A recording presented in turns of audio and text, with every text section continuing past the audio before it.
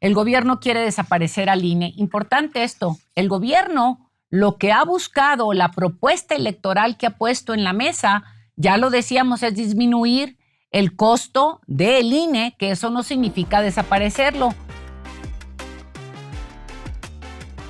Hola, ¿cómo estás? Buenos días, buenas tardes, buenas noches. Todo depende a qué horas nos estés sintonizando, viendo, escuchando.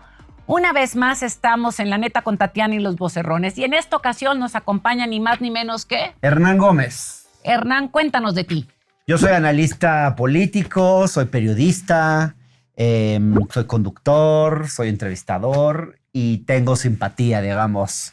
Yo le llamo simpatía crítica por la 4T. Ok, gracias. Y ahorita vamos a entrar a que nos platiques desde tu perspectiva y desde la parte que haces el análisis, un poco sobre cómo ves las cosas a partir de lo que te preguntaremos. ¿Y quién más nos acompaña? Yo soy Cid Cloutier, soy un ciudadano y también soy estudiante universitario. Bueno, pues vamos a empezar el día de hoy tomando nota o leyendo algunos de los comentarios que nos dejaron el jueves pasado. Vamos a empezar aquí, dice Adriana Sánchez, increíble, súper explicado.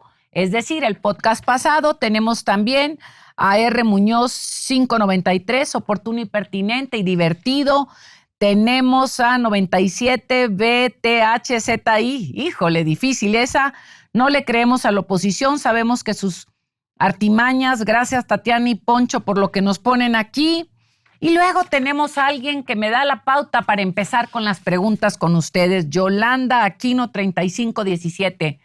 Soy licenciada en Derecho y estoy totalmente con Tatiana que haya 100 plurinominales con el fin de que no se repita lo que pasaba con el PRIAN. Es importante dejar esto. Hay una propuesta para modificación de la ley electoral que habla de disminuir en 100 a los legisladores. Al día de hoy tenemos 500 y se dice que quedar en 400. ¿Cómo? Unos proponen quitando pluris, otros dicen 50-50, otros dicen ninguno. Y eso es lo que está en la mesa para discutir.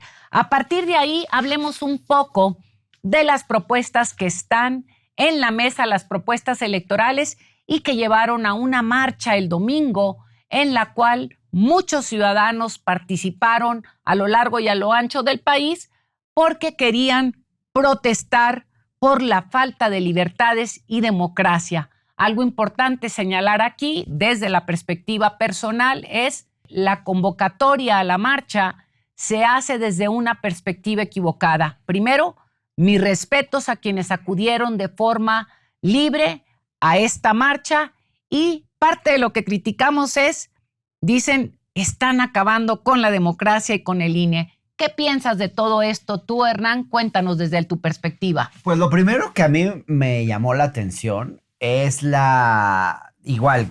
primero, como tú dices, creo que el derecho a manifestarse es sagrado, qué bueno que se ejerza, qué bueno que los opositores salgan a expresar su descontento, pero yo sí sentí que no tenían un discurso muy claro, que no han sido capaces de articular un discurso más o menos congruente y compartido por todos.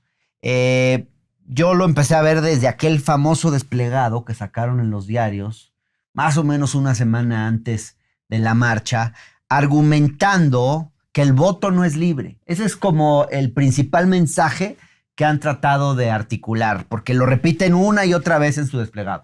Si tal cosa sucede, el voto no es libre. Si tal cosa sucede, el voto no es libre.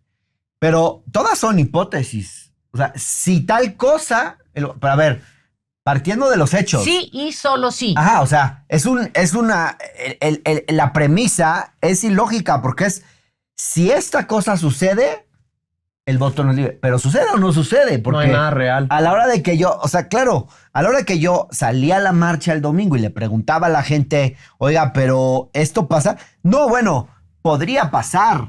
Todas las cosas pero pasa podrían o no pasa. pasar. Porque entonces lo que eso muestra es que es miedo a que pasen ciertas cosas, pero no es que estén pasando. O sea, en general, lo que mueve a esta gente es mucho más el temor a que algo hipotético pueda ocurrir en algún momento. Y yo cuando les decía, oiga, ¿usted cree que el voto no es libre? No, el voto sí es libre. Bueno, ¿y entonces por qué ustedes dicen que el voto no es libre? No, nosotros no decimos eso. Claro que sí, ustedes lo dicen. Aquí está, y les enseñaba el despliegue y les decía, aquí está, el voto no es libre, el voto no es libre, el voto no es libre. Me estás sacando de contexto. Me quieres sacar de contexto. Yo, no, o sea, aquí está lo que ustedes están diciendo. Una vez más, recalco que qué padre que la gente va y expresa con libertad lo que piensa, lo que quiere y marcha. Lo que me parece equivocado, y aquí a ver qué piensas tú, Sid, es la parte o la falacia con la que participó. ¿Quién fue el orador único? El orador único fue ni más ni menos que Lorenzo Córdoba, quien fue presidente del INE y que parecería que dice que la democracia se acaba en el momento que él sale del INE. Sin embargo, me llamó la atención y voy a poner un video que le hacen una entrevista ahí a Lorenzo unos minutos antes, cuando ya iba a subir al templete, en donde le preguntan si hay democracia o no. Escuchemos. Que vinieron aquí al Zócalo. Bueno, la democracia tiene quien la defenda, y somos muchas y muchos. Entonces no está en riesgo la democracia. Claro que no. Aquí dice Lorenzo, no está en riesgo la democracia. Y en el momento que se sube al templete, habla de que sí está en riesgo. ¿Qué piensas tú de esto? Bueno, yo primero que nada quisiera hablar sobre la marcha. Yo estoy muy contento que hayan asistido pues tantas personas, porque eso quiere decir que están despertando conciencias. Sin embargo, creo que ellos no saben realmente por qué están yendo a la marcha. O sea, yo platicando con mis compañeros, con mis tías, etcétera, siempre me dicen, es que Andrés Manuel va a acabar con la democracia, es que estamos en una dictadura, es que van a eliminar la propiedad privada. Yo creo que hay unos intelectuales que están publicando en sus medios, en sus redes, pues unas falacias, y están creando miedo en la población. Mis amigos siempre me dicen que si cómo estoy con Andrés Manuel o cómo simpatizo con la Cuarta Transformación. O sea, ellos nada más están viendo un lado de la historia, y esa historia creo yo que no es verdadera. A ver, vamos a regresarnos a la lista esta de los motivos que decían que ir a la marcha o no. Y yo creo que parte de estos motivos decían, el gobierno quiere desaparecer al INE. Importante esto, el gobierno lo que ha buscado, la propuesta electoral que ha puesto en la mesa, ya lo decíamos, es disminuir el costo del INE, que eso no significa desaparecerlo. Elegir de manera distinta a los consejeros, que eso no es desaparecerlo. Disminuir el presupuesto para los partidos políticos, que eso no es desaparecer al INE. Y por otro lado, algunas otras cosas que dicen, el gobierno corrompe a los empresarios. ¿Qué piensas al respecto? ¿Qué es eso de si el gobierno corrompe a los empresarios y los amenaza, el voto no es libre? A ver, ¿sucede o no sucede? O sea, juéguensela y digan si sucede o no sucede. Que lo afirmen. Para luego afirmar que el voto no es libre. Y luego expliquen cuál es la conexión lógica entre una idea y la otra. Porque ¿qué tiene que ver si hubiera corrupción a los empresarios, suponiendo además que solo es de un lado, Ajá. Porque esta gente actúa como que pobres empresarios perditas en dulce, que el gobierno llega y los corrompe, ¿no? Me parece una cosa ridícula, como si la corrupción no fuera de dos. Pero bueno, dejando al lado esa idea absurda, ¿qué tiene que ver eso con que el voto sea o no libre? Y luego dicen, si el gobierno amenaza a la prensa y no hay libertad de expresión. ¿Qué dicen? La libertad de expresión. No, el voto no es libre. Yo no he visto que a los medios los censuren o los amenacen, ¿eh? Deja dos cosas que yo creo que honestamente. Que algo pasa interesante aquí cuando estamos hablando de libertad de expresión. A ver, ¿qué más libertad de expresión? Pudieron utilizar el Zócalo, y yo recuerdo en el 2018 se solicitó a la Ciudad de México, cuando gobernaba Mancera, el espacio para hacer el cierre de campaña del hoy presidente de la República, y no lo prestaron.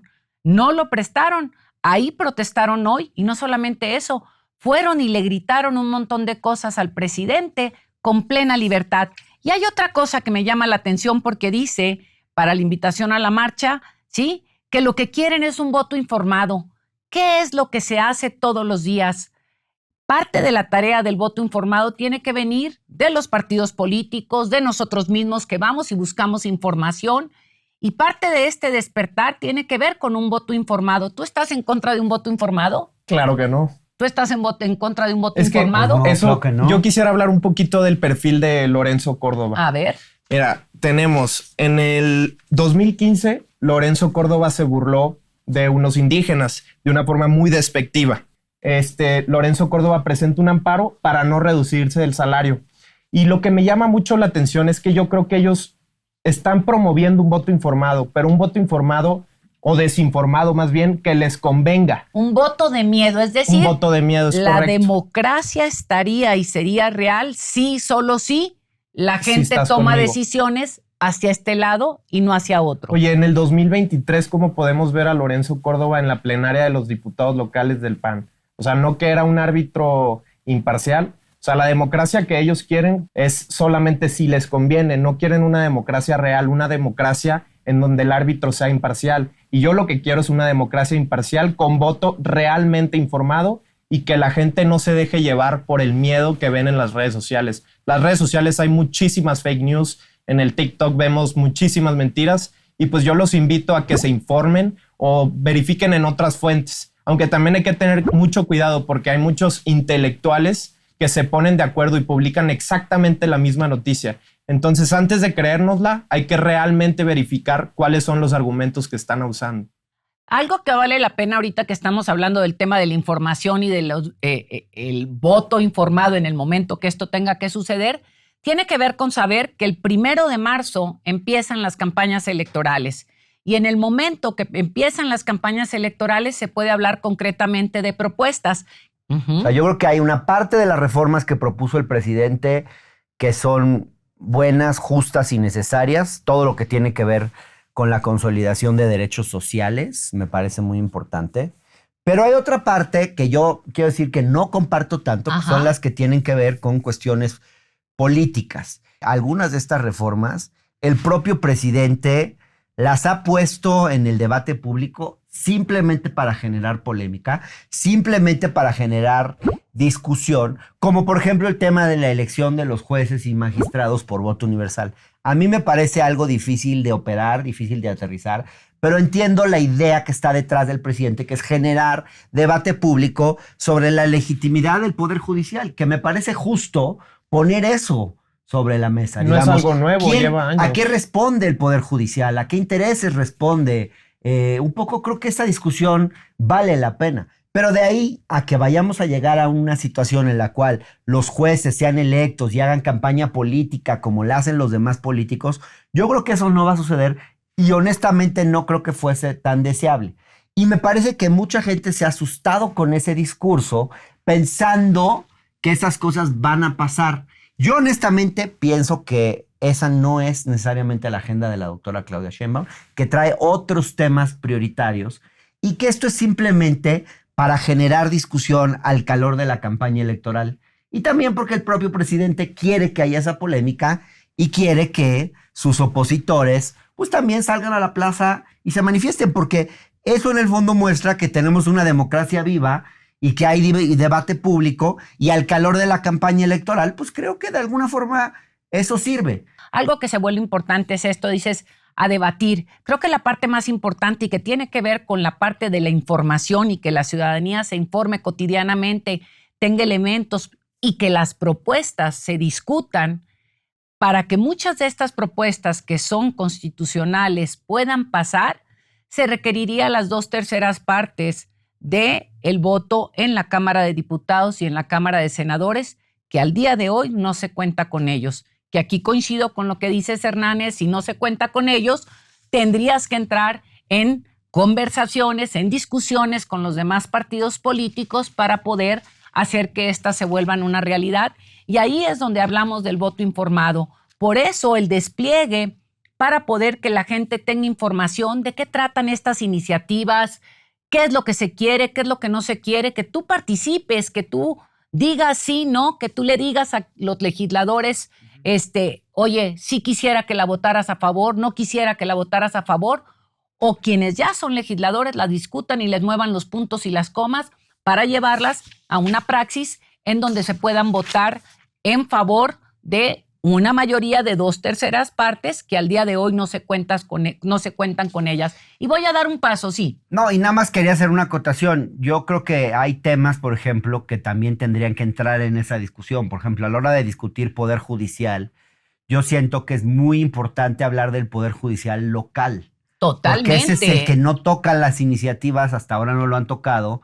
Y yo creo que esa es la propuesta que va a venir ya en la plataforma de Claudia Sheinbaum, que tiene que ver justo con la justicia más cercana a la gente. Y parte de lo que viene ahorita como punto importante, y no quiero dejar pasar, es que la doctora se registra como candidata a la presidencia en el órgano electoral, es decir, en ese órgano que existe y que queremos que siga existiendo y que tiene que modificarse.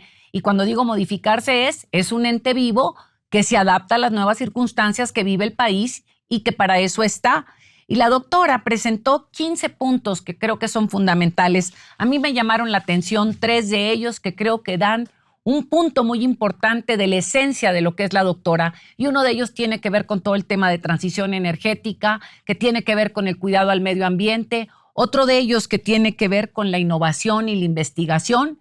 Y el otro con la parte de la seguridad que lleva la parte de investigación y la parte del uso de la inteligencia. ¿Qué piensan de ellas? Pues yo creo que la doctora Claudia Sheinbaum realmente sabe cuál es el sentimiento de la población. Ella, pues como la vemos caminando literalmente por todo México, ella escucha de primera mano cuáles son esos comentarios y los ha puesto en papel, cuáles son sus puntos a los que ella quiere atender. Entonces, pues se me hace algo correcto que la doctora mencione sobre el medio ambiente, que mencione sobre la seguridad.